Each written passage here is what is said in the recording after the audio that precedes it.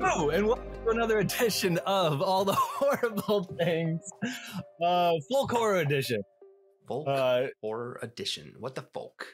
This has been kind of a horrific episode for us because we got about 7 minutes in, and now we're going to be retreading. But that means we've siphoned the gold. Yeah. We've spun that stream into gold. We were just talking about Rumpelstiltskin, which brings us to what the hell is folk horror? What do you consider it to be, Chris?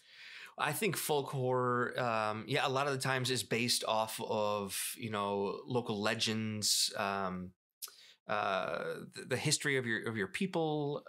Paganism is a big part of folk horror. A lot of times groups of people. That was a big form of entertainment as well, if you think about it. Or this is like campfire stuff. And I think a lot of campfire stories were horror stories, to be honest with you. How do you define it?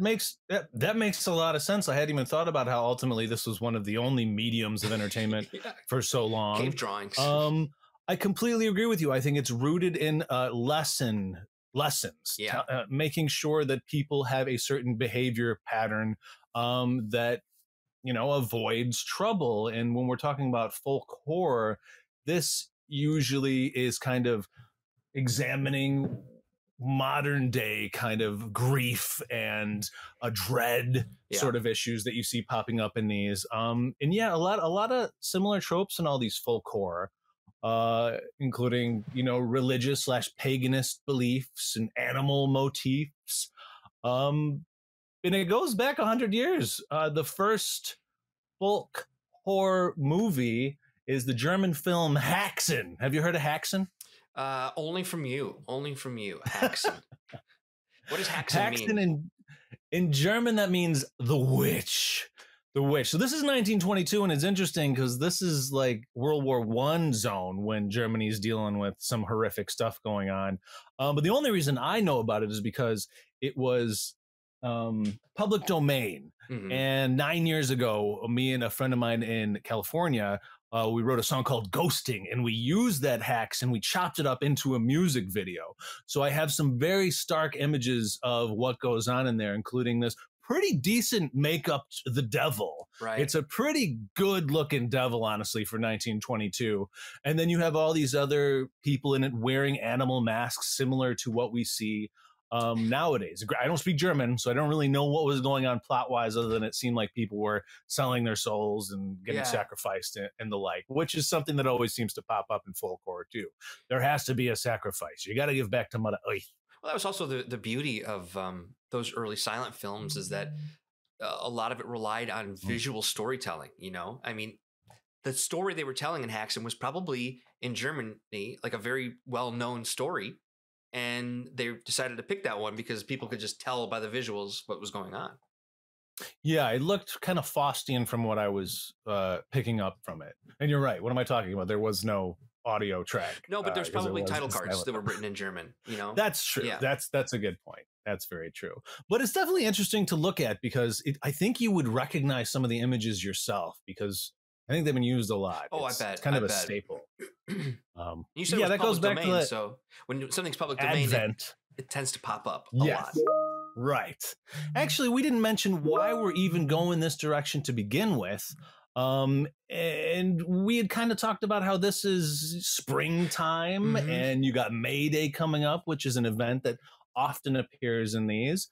And we talked about the Easter Bunny last week, and we didn't really have any clue why it was associated with Easter. Right. Did a little digging. And it turns out it has everything to do with a fertility goddess that was represented as a hare back in Middle Ages. So, the egg is the fertility, and the hare is just the being that it was associated with. And the rabbits pop up in a lot of these as well. That is definitely one of the animals that appears more than others. So you're telling me on a major Christian holiday, it's represented heavily by pagan visuals? 100%. Similar to Christmas, there's a lot of overlap. Yeah. Bill Maher's Religulous really digs into the overlap of paganism and Christianity. That's great. Which one movie really, really kind of that dichotomizes the two and puts them at loggerheads. We'll get to that one. Right. Actually, next, right? Let's talk about 1973's The Wicker Man. Oh, man. Which I think is probably one that pops into the head of most people when they think folk horror. Absolutely. Which another trope is it usually takes place in kind of a secluded area. So in The Wicker Man, we have this island off of Scotland. What do you remember about the 73 version? The 73 version, I remember mostly Christopher Lee's character. Although yes. most Christopher Lee films, I remember him as, the main character because he was just so fantastic. I remember the masks. I remember the animal masks and the ring around the maypole stuff. If I also remember correctly from my visuals, isn't there something to do with like a Stonehenge type 100%. structure? There's something that looks almost identical to Stonehenge. But it's not, because this is an island off of Scotland. So right. But isn't it in Scotland? Or am I crazy? Where is Stonehenge? Is in England. In England. Okay. Yeah. But when they have this scene in the mimicked Stonehenge, it's women naked around a fire, jumping over the fire naked. Yeah. And there's a funny little moment where Like the cop who's investigating it all is asking, "They're all naked. Can't you see that they're naked?" And then Christopher Lee's all like, "Well, of course they're naked. If they're wearing clothes, it might catch on fire as they're jumping over the fire." Safety first. Yes, but he's all like ogling them through the window and stuff. But yes, Christopher Lee is probably the highlight of the movie, but the masks are great. Christopher Lee is essentially our villain of sorts, I guess, depending on whose side you're taking in this movie. Sure. He's got this hilarious Einstein-y sort of hair that's just like, looks a little Lori Lightfoot-y too. It's just like up. It's amusing. Isn't there also a really disturbing scene where like a mom puts like a mouse in a girl's mouth? A toad. Was it a toad? I thought it was a mouse. So interestingly, like the hook, it's really gross, but she gives her a jawbreaker afterwards. Like, all right, your sore throat's going to be gone, but here's some candy to cover that toad flavor. So you're telling me... But that's actually... No, I was going to say, you're telling me that there's a lot of animals in this movie as well, which is a common theme here in folk horror. Ton of animals. Yes. And certainly I would say even more so than The Wicker Man, there's a variety of animal. In The Wicker Man from 2006 with Nicolas Cage, they do a real good job of representing different types of animals. I remember in the newer one, there's repeat animals. I feel like everyone had a different animal face in the 73 version, which was cool for me. Absolutely. It is a beautiful movie, like beyond just the horrors. The 73 version, it's arguably like a work of art from my perspective, because it is so gorgeous and the cinematography is fabulous, but I'm not a musical man. And there's so much live singing in this where just this town of, pagan dwellers off the coast of Scotland get together and start singing. And it doesn't feel like a musical, but it's like that's what makes it this horror musical. It's like when they're singing to their pagan gods to bring upon the next good harvest, to entreat these deities to make their lives more sensual and satisfying, and they're oversexed. There's a couple scenes that are like off-putting, where there's like weird. It's not orgies. They each have their own partner, but they're in this field with their partner about 6 feet from each other, social distancing, while they're naked, getting it on with one another in the field when he first arrives and comes out of the bar, where he's like, "Hey, I'm here. I'm doing real business here. I'm looking for this lost girl." Yeah, that's the which plot is here. the setup in both versions, but there is a big difference. In the older version, he doesn't have any personal ties other than he's a sergeant and he has to go investigate this claim that there's a lost child. But in Nicolas Cage's version, it's his ex who used to be part of this cult on the island, who he got it on with about 7 or 8 years prior, who's saying, "Sorry things went down like that. My daughter's lost and I'm on this island. Can you come help?" And he's a cop too. Certainly flies loose with the rules, but there's really interesting differences between the 2006 and the 1973. But at the same time, some of the scenes are like verbatim. Yeah, I bet. After one another. But then there's these interesting divergences in plot where Neil LaBute was one of the writers in the 2006 one. I see what he was trying to do. I'm not sure he directed as well. I mean, obviously it doesn't compare to the 73 version. The 73 version is really, really great. But I see why he thought he could do something new with it, and it almost worked. What do you remember about the Nicolas Cage version? Well, I was just about to ask, because I haven't seen the Christopher Lee version in so long. Isn't the biggest difference between these two movies that the 2006 version is like the island is inhabited mostly by women? All women. There's men on the island, but the men are jobs. The tool of the women. And the way they make it seem is like most men are kind of snuffed out early. And if they're not, it's because they're going to be workhorses or they're going to be breeders. But frankly, the only real breeder we see is this really old, gross dude with growths and stuff. And he's tied to the bed and he's got like this wizard beard and just disgusting. But apparently he's like the one that they're all breeding with. So at the same time, you've got incestuous stuff going on here too. But do you remember who plays Christopher Lee's part in the 2006 version? I don't. I just remember Nicolas Cage's performance sort of like blows everyone else away. Like no one else had a chance to act. I don't know. Isn't it a female lead in the Ellen Burstyn, who we talked a lot about a couple weeks ago. Yeah, we did. She's not in it enough, and she doesn't quite have the gravitas that Christopher Lee does. Sure, but this cast in the 2006 version should have knocked it out of the park. Right. There is like really good people in this. Yeah, Lily and Sobieski. It's got Lily Sobieski. Where do you stand on Miss Sobieski? I don't think Hollywood misses her performances. I was told that she left by her own volition, that she didn't like the limelight. And no, I heard the same thing, and good for her. Good for her. I mean, if you don't like it, don't. Yeah. But this was like she had a good run there, though. Late 90s, early aughts. She was a genre queen during that period. Joyride, one of her best movies. I was reminded of Glass House last night that she's in. Did you see that? I have seen Is that good? I can't remember anything about it being very good. Okay. I could be wrong. Fair. But I think this was one of like, I'm not going to say her last films, but I think after this, we don't see a lot of her in at least blockbuster movies like this. Because this was an actual directed. I mean, this went to the theater. I don't know if the original Wicker Man did. It's a good chance it did. Really? But both have cult status. It should have. It's got so much to look at, honestly. And the music, it's like very Cat Stevens-y. I was reminded of like Harold and Maude soundtrack as I was watching. Okay. It was just really enjoyable just to listen to it. I would listen to the soundtrack alone of the 73 version. Two more I want to mention from the 2006 version that were really great is Frances Conroy. So she's the one that takes the picture of essentially what's the May Queen every year, the one that's reigns over the harvest and kind of sets up both of our sergeants or cops to lead to their ultimate demise. Spoiler alert, as usual. I think it's safe. I was watching with my girl last night, and she was all like, "Who's the Wicker Man? Who's the Wicker Man?" She's like, "Is Nicolas Cage the Wicker Man?" And I'm like, "Sorta."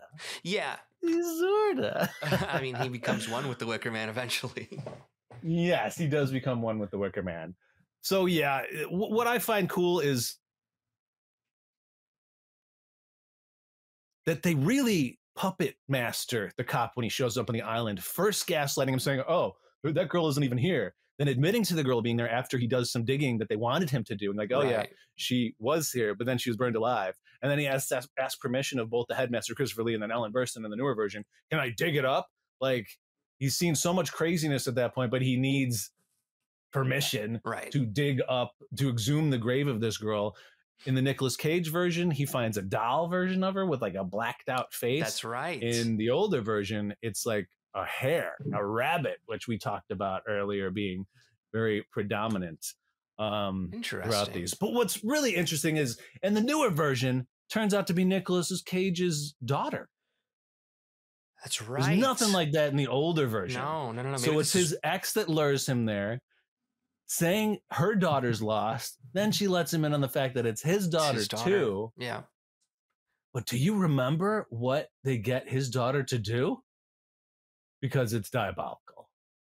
They get her to ultimately go with him and act like she's being saved by him, only to lure him back to the Wicker Man. Yes. To be burned alive. I mean, she's been brainwashed. She sets the fire of Nicolas Cage. That's right. I do remember that. Molly Parker. It's very different. Yeah. Yes, Molly Parker. Mention her, please. Who, man, from Deadwood, and I think most recently people might recognize her from the Lost in Space series on Netflix. But she's a fantastic actor. And we were talking about her last night, and she does get typecast as kind of the vaguely mean / like morally questionable woman with authority often. Yeah. Right? Yeah. Yes. I don't know if you remember, she was also that way in House of Cards too. Oh, right. I do find her a very, very interesting actress to watch. And in this role, that part that she has in the 2006 version is like the main woman part in the older version, where I feel like they kind of spread it out more in the 2006 version and gave more actresses meatier parts than the roles that were their analogs in the 73 version, which of course with the Island of Women, it makes sense to do that. Oh, 100%. Because all those crusty old Scots look the same. You know? I would say that a big pitch for revamping this movie would have been, the new take on the relationship to the daughter, and then the fact that we're getting rid of a lot of the male characters and women will be playing these characters. Which, I buy into that. Like that makes sense enough for a remake. Yes. I think it was definitely more about the power issues. While the 73 version was really Christianity versus paganism, because it was such a overtone in the 73 version. The only little hint we get and condemnation by the pagans of Christianity is when Nicolas Cage gets trapped underwater for a little bit. There's this sunken Jesus statue, but that's it. Whereas in the 73 version, it is a constant discussion point, the Christianity versus the paganism belief structures, which I preferred. I thought it was more interesting. And granted, this is 73, so you're coming, and there's so much like free love going on in the late 60s that I think that was definitely steering what their focus was. But at the end, where Nicolas Cage, it's shocking his daughter kills him. At the end, it's really him trying to still believe in Jesus while he's getting burned alive and getting this martyr's death, while the rest of them are unified, singing together. It's much more haunting. It is much more impactful in 73 too. Yeah. Do you think the 1973 version has any post-Vietnam connections? That would make some sense. I'm just thinking, what would it be like going home and not recognizing what everything was? That's a really good point. No, I could see that. You just like not being able to fit in anymore. Not being able to fit in, the people that you thought you knew, or people that you should trust. I don't know. Just not being welcomed, Some might argue that it goes a little over the top with the Christian pagan dichotomy. And I don't know if you remember, there's one scene where it's the bar tender's or the landlord's daughter, who's like the hot girl in it, right? The one that's supposed to be the seductress that tempts him, and she sleeps on one side of the wall, he's on the other. She's buck naked, singing to him through the wall, saying, "Come in here, I want you to come in here," with her words. And then he's like writhing, because he's this, at least 40-year-old virgin or whatever. He's just like listening to her, and he's starting to sweat and going to the wall and just like grabbing the frames all sexually, like he wants to burst through the wall. But the next morning she's like, I really thought you were going to come over here and do some things. He's like, I can't do it until I'm married. I'm sorry, though. Wow.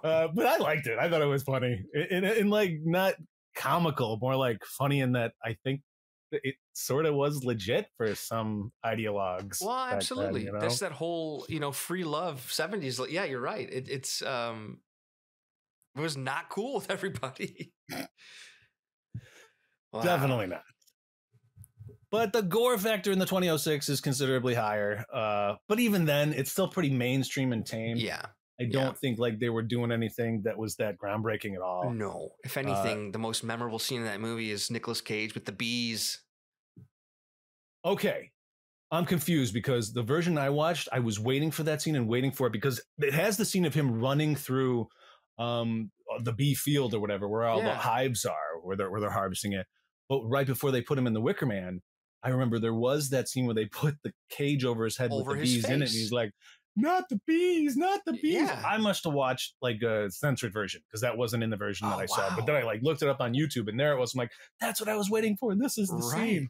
So I think there are a couple incarnations out there. It's got to be. I'm wondering if that was director's cut. Yeah. Right. Yeah. Has to be. I don't know why you would remove that. Maybe because of his performance, which was awesome. I enjoyed it. I mean, I enjoyed it. I it's not a great movie, but no, I enjoyed it even for the second time watching it. So. Yeah. All right, where do we go from Wicker Man?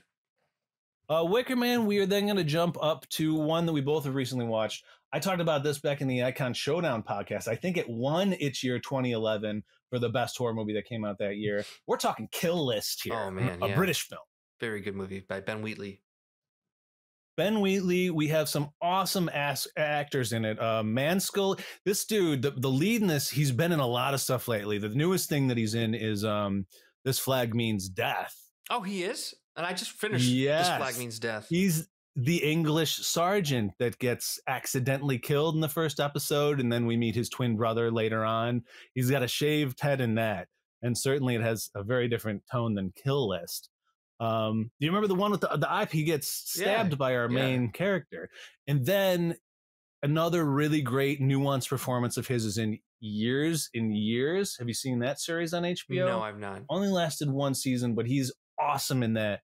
And the final thing I'm going to plug with this dude, because he's a really good actor. I really am enjoying this dude, and I want to go through his IMDb to like see more of his movies, is this show for BBC called Utopia. Have you heard of Utopia? Because it was remade one season here in the States, but it didn't get picked up because it got released right when the pandemic happened. And it's all about this comic book that foretells a pandemic, not unlike Station 11. I was just going to say that sounds like Station 11. Very Station 11-y. Not quite as good as Station 11, but in the British version, there's two series rather, and it's still freaking awesome. Great players in it. Really twisted too, but he plays the psycho in Utopia, and he kind of plays a psycho in Kill List. What is your take on our ex-army dude, right? He used to work for British Armed Services. He hasn't worked for 8 months. He's kind of a roustabout, lazy dude. Right. So the very beginning of this movie, we learn that he is out of work for like 7 months. His wife is accusing him of being lazy, and he is beyond unstable. He is incredibly mean, but for the ability to him to like turn it off as quickly as he can turn it on is very scary. Yeah. It seemed like he had a personality disorder. Absolutely. And then exacerbated by when they're going to have a dinner party in the first act. With his best buddy, his ex-army dude, and then this new girl that he's dating. It turns out to be a big player who he just starts dating. Yeah, he like gets 10 bottles of wine for that one couple weird to come over. I mean, his wife calls him out on it. Like, why did you bring so much wine? Oh man, she definitely does. But their relationship as husband and wife is very interesting. I feel like it did some real stuff. The way that they were bickering felt legit. Like they felt like they were married to me. Yes. And the actor who plays the wife is in a ton of stuff too, and she's fantastic. She was good. But of course, Smiley is his best buddy, who you're going to see him in like everything. In the past 15 years, he's in one of my favorite Black Mirrors of all time too. White Bear. Speaking of bears, we'll talk more about bears here. That is something I do want to go back to. In the Nicolas Cage version, he dresses up in a bear costume right before he gets torched. He does, which is interesting because there's more bear/fire stuff when we talk about other movies. But Kill List, he's essentially out of work, and his buddy offers him this gig that he's gotten through his connects. How does he get offered the job initially? Michael Smiley is the connection, right? Yeah, he's. It wasn't his new girlfriend that set that up, though, was it? I don't remember that being the case. I just remember him saying the two best friends are outside by themselves, and he just says the money's good. You know, like basically telling him like I'm going to bring you on, and if you're up and or able for it, and our main character is like, no, I'm not ready for that, or I can't. You know. The weirdest thing is that his wife knows what he does. Right. Because she used to be an ex-army person too for was it Sweden? Was it? Possibly. It is possible. It would be another weird connection. Yes, because she's definitely speaking. She's definitely speaking to her family in a different language. So yes. Right. Which is interesting, which really kind of pointed out to their inability to communicate at one point. While he's trying to like listen to her, you can hear her tone and how she's obviously talking smack about him. Listening. He doesn't. He can hear it. He can listen, but he can't actually hear it. You know what I mean? Right. He doesn't understand it. Yeah. A lot of nuance to that. She knows about it, and his best friend is getting him into essentially the assassin game. Right. So they got to go out, and they got this list of turn out to be pretty creepy people. Oh yeah, like people who, as an audience, you should not care that they're killing these people and getting paid for it. You know, terrible. I mean, we're assuming the first guy's the priest, right? What'd he do? Why is he getting slayed? Why is he on this kill list? They're even joking about it, like on their stakeout, that he probably touches kids. Right. Probably, yes. And then in the next guy that they get, they see videos that he's part of. The librarian has been making these videos or archiving them or whatever. He has control of them, has the place in which they're stored, and they watch it. And we're assuming this is sort of just really sadistic. Yeah, we see their reactions watching it. Oh, kid torture, whatever. We don't know. We just see they're watching it, and then it's got to be the worst thing they could possibly watch, because this guy goes off the hinges. He goes in there and really gives it to the second guy, the librarian. I think it's one of it's probably the grisliest death in this film. Yeah, is the librarian's death. The hammer to the head. Yeah, the hammer to the knees, hammer to the arms, then hammer to the head.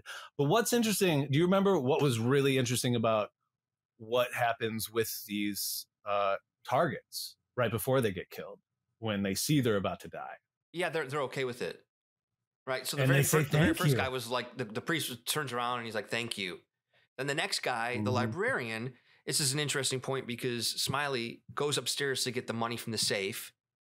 And we're left with our main character and the librarian. And the librarian even says, does he know who you are?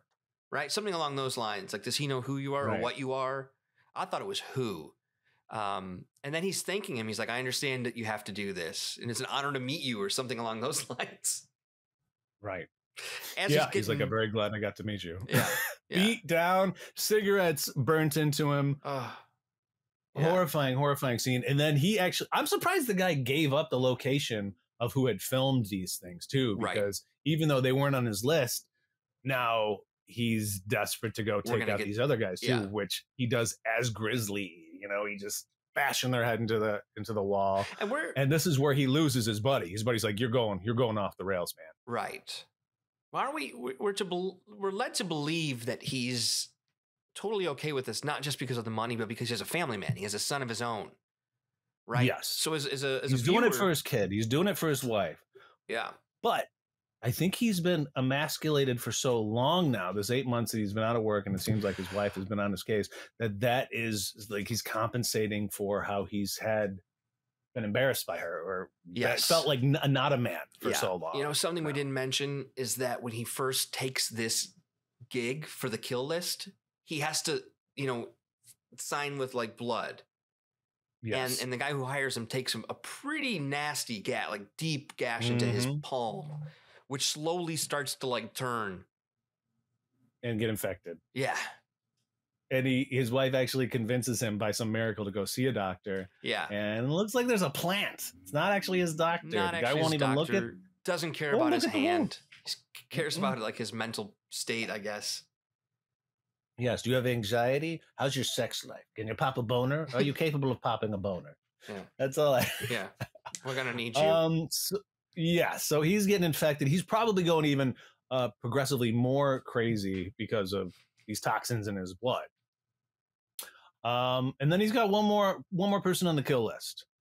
This is a toughie. So this is when they actually have to go, like, I feel like the other two areas may have been residential, like, or yes, some sort of like urban environment. Yeah, it felt very urban, city out there, where they have to go like into the woods, like overnight. A rural mansion where an MP lives, which is, I think, a politician there, like a pretty high-ranking politician over in England.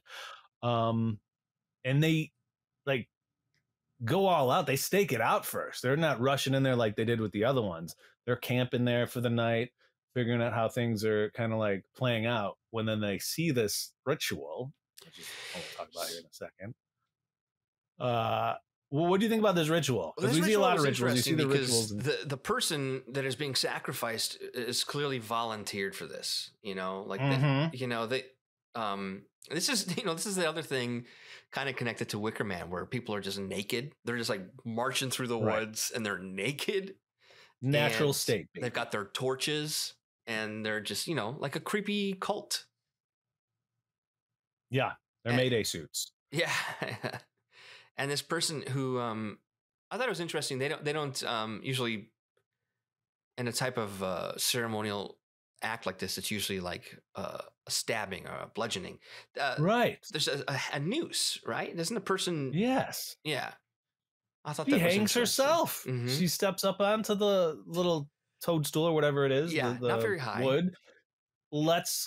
Does it to herself, but not before waving to the two guys in the forest, watching them, making it clear to them, oh shit, they know we're here. Yeah, right. Which was creepy as hell. Yes. Because you're not sure, is she waving at them? Yeah. It's like, it's ambiguous, but then she kills herself and everybody had circled around her wearing masks, not animal masks this time. This time we have wicker masks, which is kind of interesting, the overlap. Because in a way you could say Killis is the modern day wicker man in a sense. Yeah. All these contemporary players, but they're all in these wicker masks clapping at her sacrifice. Yeah.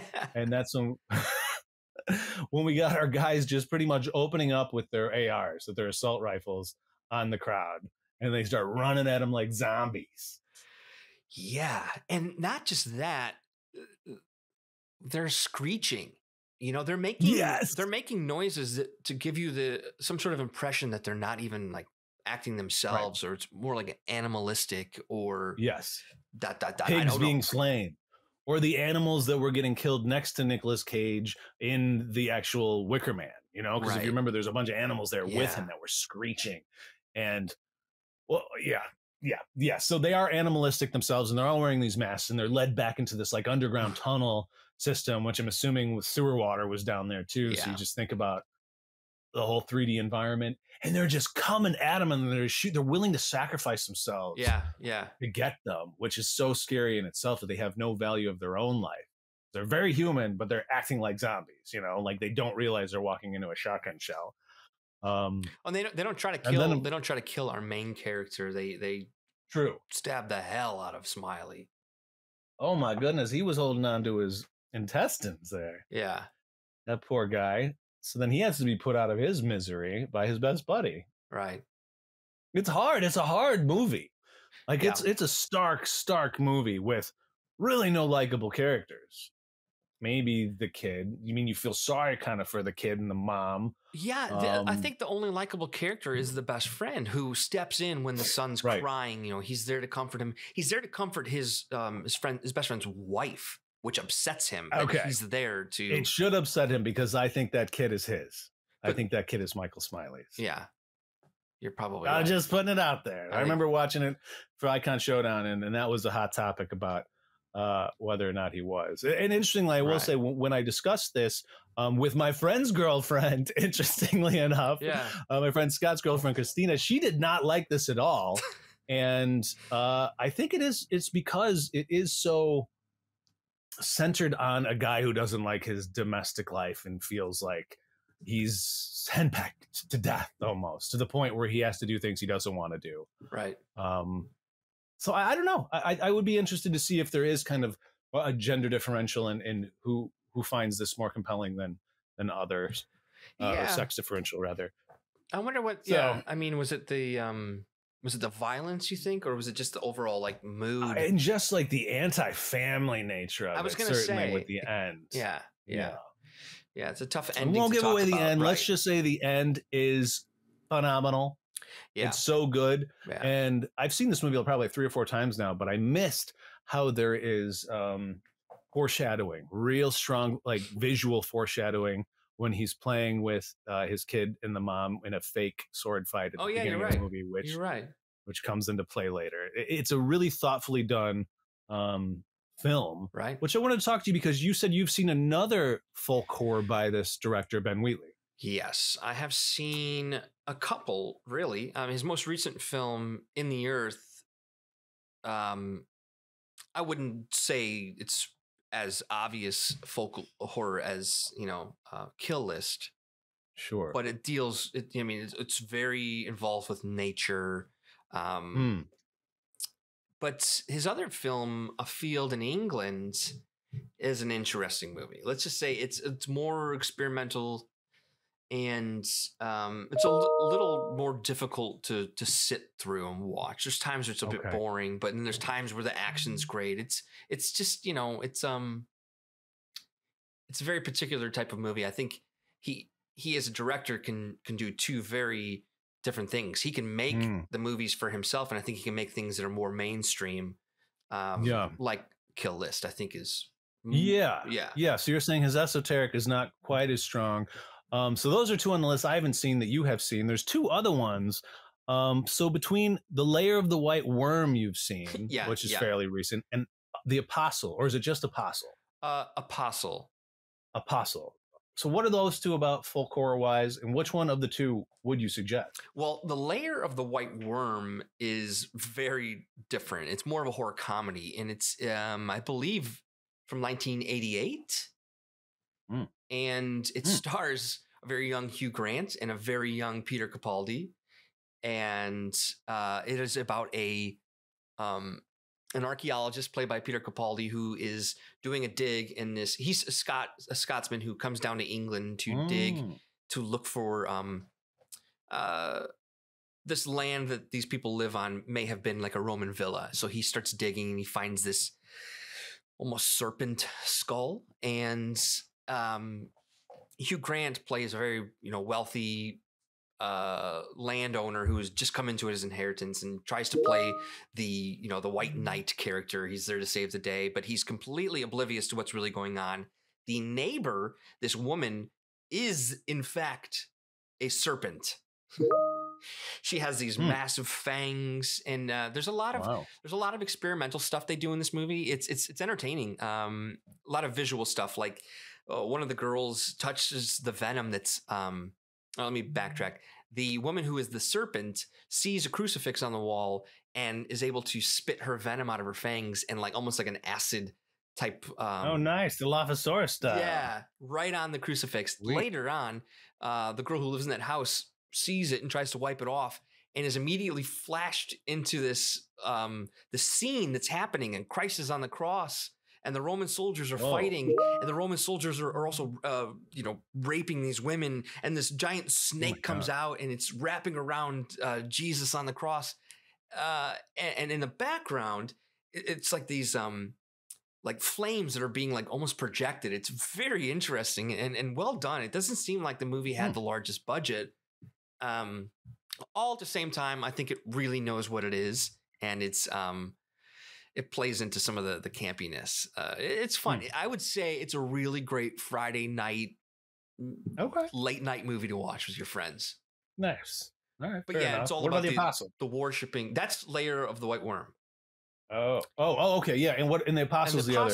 Is a movie that a Netflix original that came out maybe 4 or 5 years ago now at this point, maybe not that long. It is almost an homage to The Wicker Man. This is about a man whose missing sister is on this island, and he shows up, and he, it's a very small community, Dan Stevens, and he's he's doing a very similar job of your Nicolas Cage. Yeah, he's the biggest difference is he's not a cop. I think he's actually a criminal, but yeah, there's a lot of weird stuff going on that he stumbles across, like the weird shadows in the night type thing. People, clearly are up to something. I would say, if you're a big fan of The Wicker Man and that type of folk horror, where it takes place about a small town on an island who, at the end of the day, are all in cahoots and worshiping like the pagan god. Yeah, that's what that is. But The Lair of the White Worm is a very, very different movie. Okay.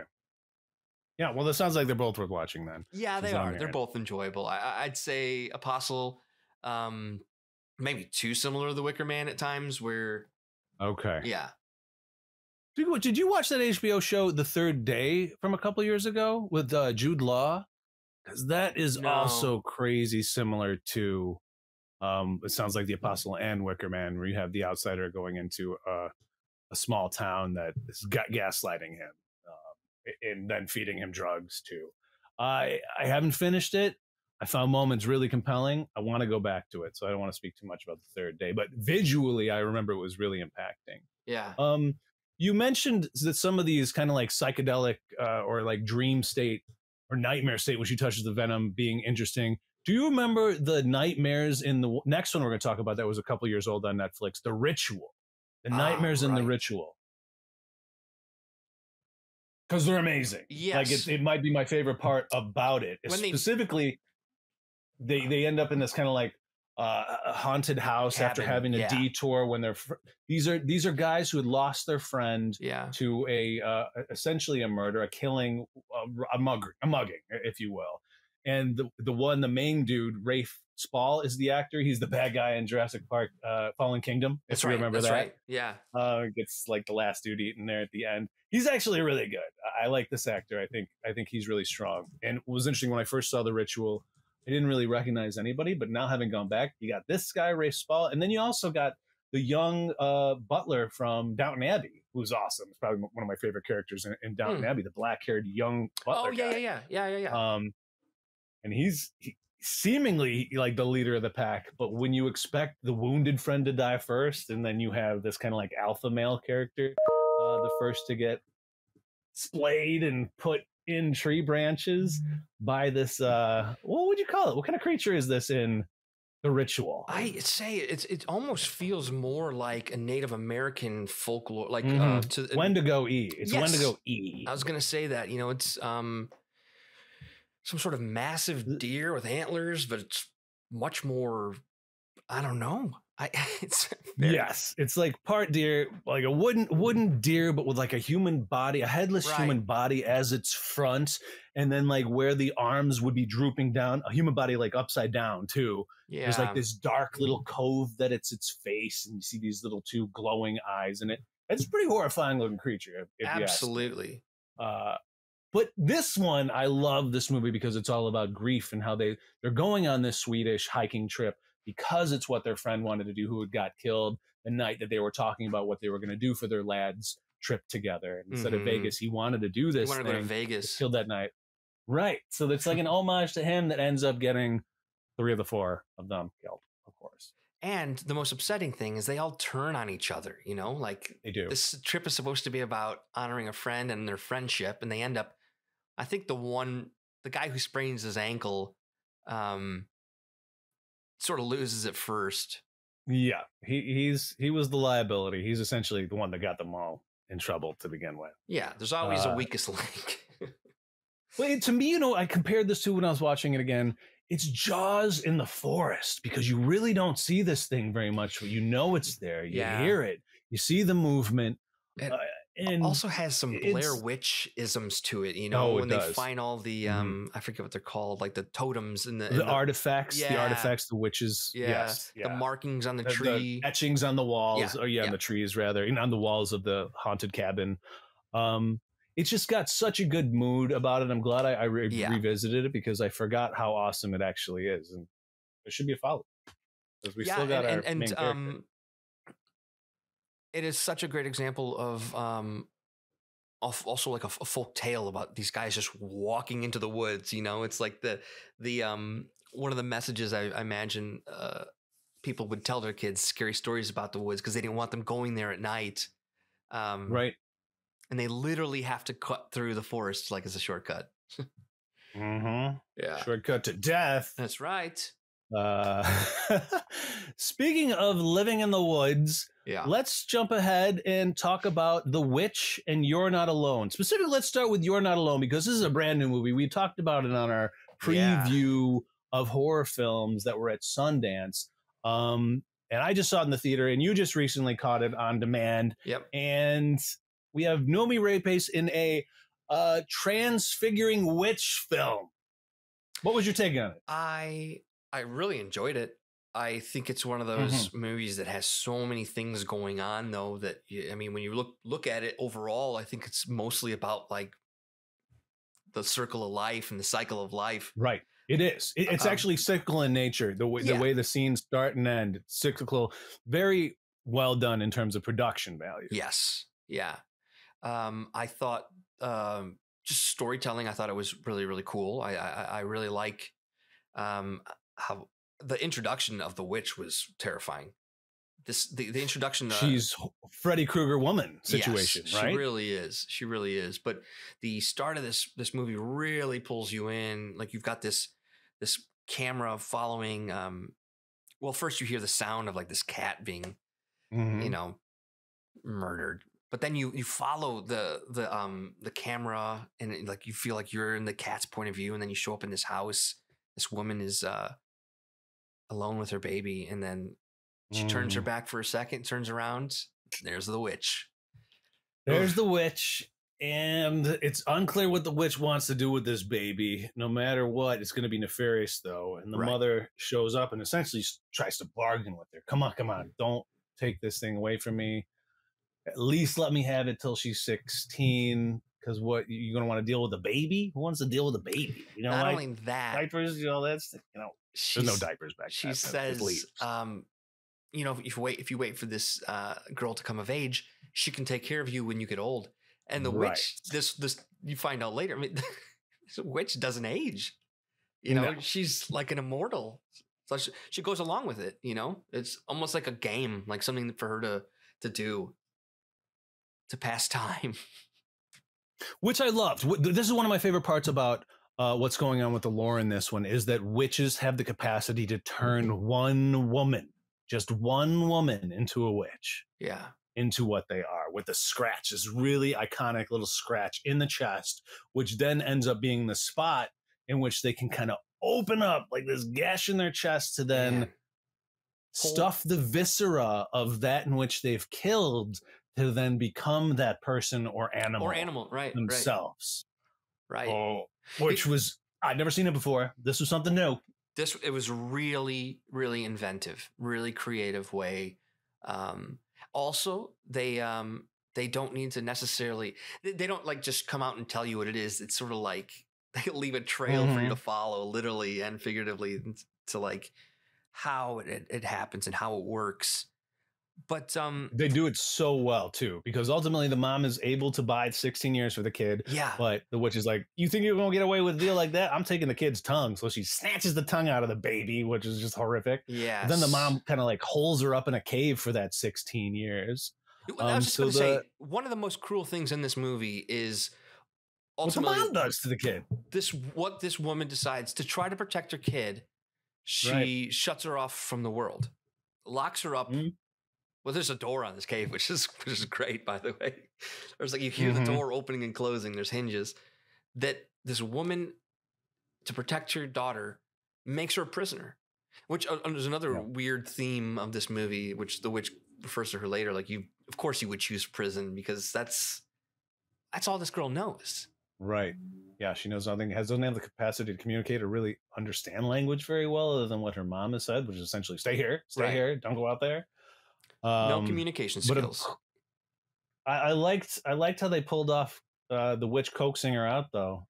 Swooping in there as is it a falcon, an eagle? I thought it was like a falcon or a hawk, and you just know. as an audience. You know, and the mom knows too. Yeah. And is trying to like shoo her away. And then, of course, nice little shadow moment where then the mom comes out and the witch is now the mom. And how brilliant was that of the witch? Because now the girl has no idea. She thinks this is now her mom.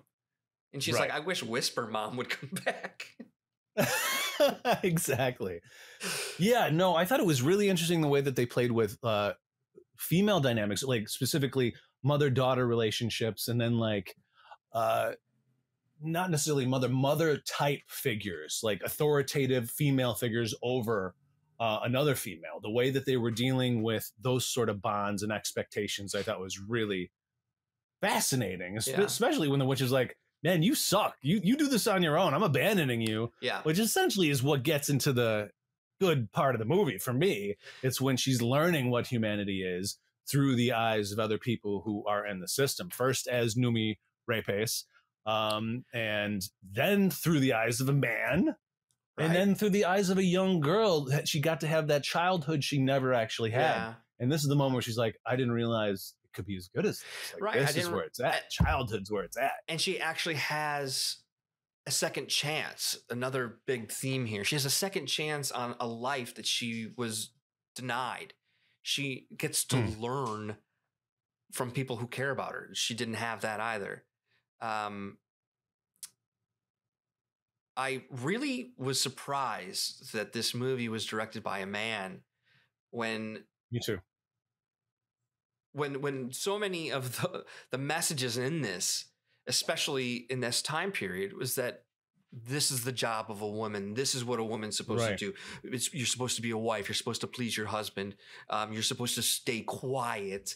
I mean, so many things in this movie were about how difficult it is and how horrible it is to be a woman. And I was certain. I paused the movie, like you said. I had it on demand. I paused the movie and I was like, I got to look this up because I had no idea that it was going to be like an older, like white man.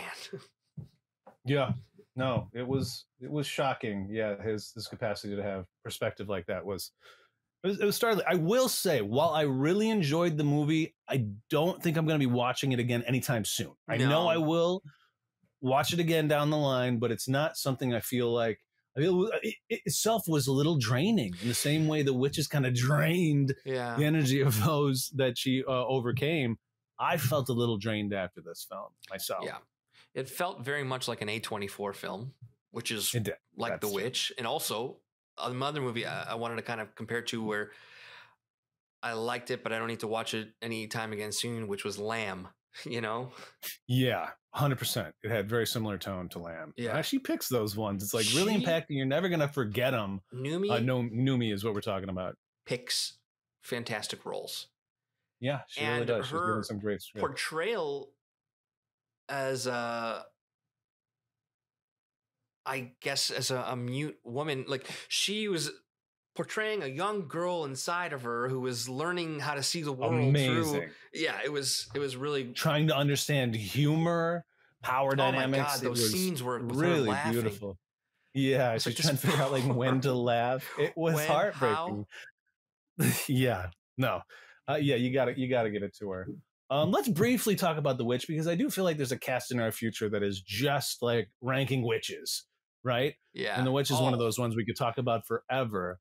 But let's talk specifically about the folk horror aspects of it. Because certainly witches are something that's always popping up in folk horror. But what did you see that's kind of retreading what we've seen in these other movies there? Well, ironically, this one takes place in the early colonies of America, you know, which we were just talking. Well, I don't even remember now if we were talking about it before or after we started recording, is that, you know, we don't really have folklore here. Because we're still a younger country, but certainly things were taken from the old world, you know, and I would say religion, which is very, you know, it's less about pagan folklore in this, and it's more about, I guess, early colonization and the fear of I guess the creating unknown specifically in that, right? That's the forest, and that represents the unknown. Like in the ritual, they're going through the forest thinking, hey, we're modern men, we got GPS, we know how to get out of this. This is, like you said, 1600s, and they're 1500, they're staring into the void there, like what is beyond there. And what turns out to be what's really scary is the what should be the hope of the family of the future, the young woman that has the capacity to pass on the genes, but instead Anya she's gobbling up the genes. And also, I mean, if you want to connect thematically animals, we have the what is it, a goat, the black goat in this. Black Peter. One of the best scary animal characters of all time. Yes, 100%. I mean, talk about the for devil. Me, yes, you're absolutely right. He does. That little goat, that little Black Peter goat, personifies the devil. But I will say, I've gone back and rewatched this movie specifically for one scene that is so crazy powerful, and it's when her younger brother is kind of going through this rapturous moment where he's been inflicted with a sleep essentially from the witch, like some sort of illness, and then he's kind of like seeing God, and the way it's like he's in ecstasy before the horror. The kid does amazing. Like that scene is not necessarily your typical horror scene, but the way that he's essentially showcasing ecstasy as scary, like being in complete ecstasy, is just like, oh my God. And then of course it has that whole thing aspect, who's the witch, which one of us here is cursed, which I love. They also borrow from almost similar to like a siren, you know, like when you see the witch in the red, is it a red dress, when very attractive woman, you know, there's this idea, I guess in folklore, that you can easily be tricked by attractive people. I hadn't even thought about that, but you're absolutely right. It's an interesting thing. It's like they don't, like the people you don't trust, you know, like the well-dressed, good-looking person that seems too good to be true. Right. And that's just such a quick character that they of a visual. I just... Speaking of which, was this your first experience with Anna Taylor-Joy, our lead here, the witch? I think it might have been my first movie that I seen her in. Yeah, when I saw this when it came out, I think this was like the first performance I had seen her in, and she stole the show in this. Oh my God, she's so good. I mean, the other two, she's going to be a star immediately. The parents, who were great side characters on Game of Thrones. The kids were good too. The twin, the boy and the girl, which were younger than the young boy, the moment I was just talking about. Also awesome. So perfectly cast. It's like 4.8 out of 5 for me. I just didn't like the very last scene. The very last scene I felt like was squandered a little bit. But I know some people really liked it, but for me, just the floating kind of took away from stuff when she starts to float. I just felt so grounded until then. Maybe that's the point, that she's finally able to take off now that her family is gone. But probably. Anyways, speaking of families being gone, let's talk really quick about Hereditary before we kind of talk about the end all be all Midsummer there at the end. Easter by the same director. Hereditary is a really interesting late submission that we're bringing in here. I'm such a big fan of this movie, and this leans. We can really only integrate it because of the end, right? Of the pagan-esque ending of this. I'm almost forgetting though. Like they talk about a demon in this movie, right? And that is linked to Christianity, but there's also this weird pagan cult-like feeling to it also. It's a really just that really interesting mix of scary. It is, and there's all sorts of metaphors going on there, because if you remember, the lead, Toni Collette's mother, has died at the beginning of this, and she was the one that was essentially housing the demon. Mm-hmm. When she dies, we didn't know who it got passed on to because of Tony Collette's behavior. It really seemed like it was her. Again, you don't know who's the problem. I love those. Absolutely. And then it turns out to be the son. And then, yes, he is essentially an avatar of. I've been watching Moon Knight. Someone doing an avatar of this pagan god. And that to me was when Hereditary went from one of the best horrors of all time to not as good. How did you feel about the end? Yeah, I agree. I mean, the build of this movie was so well crafted. Everything was revealed to us at the right times. And then, I guess one of the hardest things to do in the horror genre is really button things up. You know what did, though? His other movie, his follow-up, has one of the most amazing Midsommar endings. All right, well, we were going to talk about Midsommar, but we are just about out of time.